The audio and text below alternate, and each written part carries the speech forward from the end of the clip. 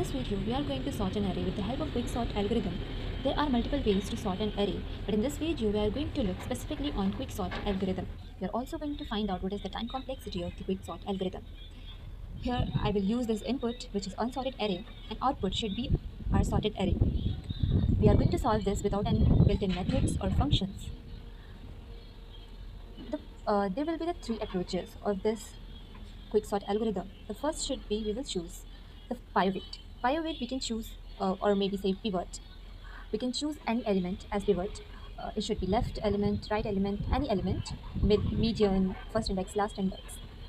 For our approach, we are going to choose last index and we will find out, we will check the condition if the element of the array is greater or less than our pivot. If it is less than, it should go into the left array, or if it is greater than our pivot, then it should push into our right array. This should be our approach, and this approach or this step should repeatedly work for left and right array as well. At last, we will have merge sorted array. So let's start with our solution. First, initialize pivot.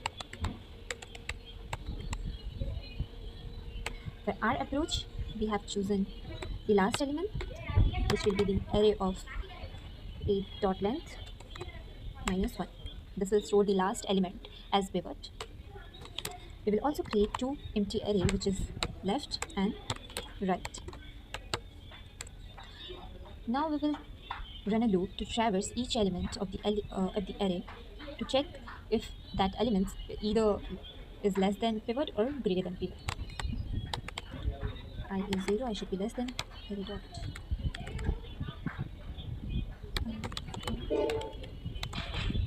minus 1 and the first approach would be if the first condition is that if array of I is less than our pivot, we will push that element into left array.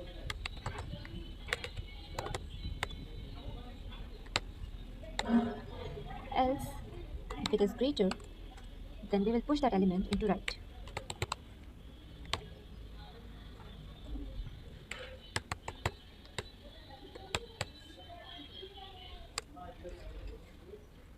At last, we are going to return the merge array in which it has sort left. We are using this function again to sort our left and right array. We will make sure that our left and right arrays also sorted, so the same steps will be followed for left and right arrays. In the first, we will have left.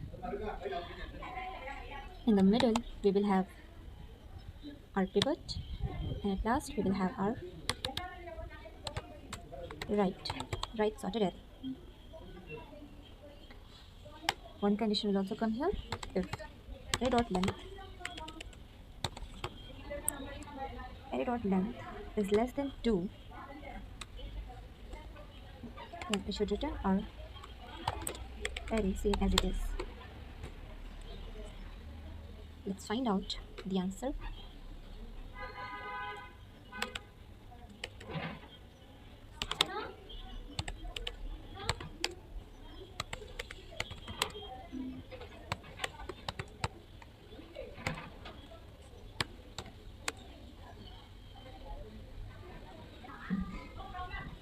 Here we have a little mistake.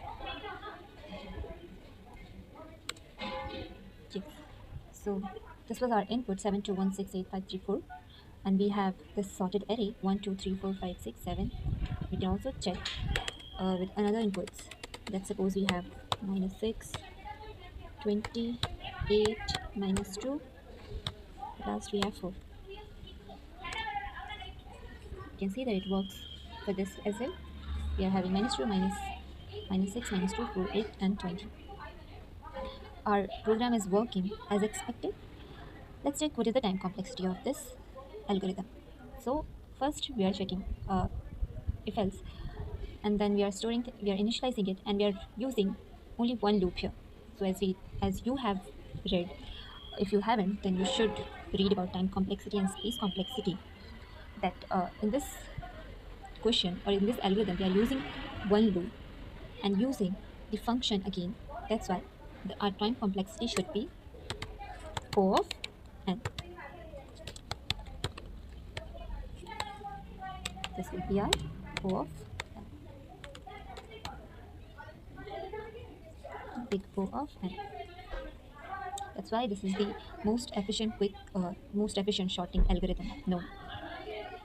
I hope you understood. If you want to understand it better, you should try run this code and try it by yourself.